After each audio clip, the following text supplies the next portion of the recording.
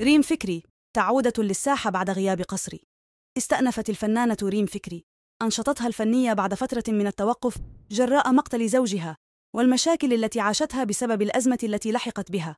أعمال تعيدها للأضواء، وعادت فكري للساحة الفنية بعملين جديدين، منها أغنية 23 التي تطرقت فيها لتفاصيل ما عاشته خلال فترة وفاة زوجها رضا فراس عقب اختطافه من أمام منزله على يد عصابة قامت بتعذيبه وقتله والتخلص من أعضائه.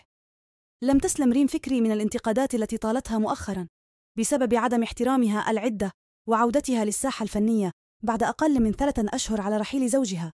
ورغم الجدل الذي رافق فكري خلال الفترة الماضية، إلا أنها حريصة على مشاركة صورها وأنشطتها اليومية، حيث تقاسمت مع متابعيها قبل أيام جلسة تصوير لها وهي تظهر بفستان أسود مثير وآخر أحمر، وهو ما عرضها لهجوم كبير من قبل متابعيها. في سياق متصل، تعرض الضحية للاختطاف يوم 8 فبراير قرب منزله بالدار البيضاء من قبل رجال ملثمين على متن مركبة رباعية الدفع.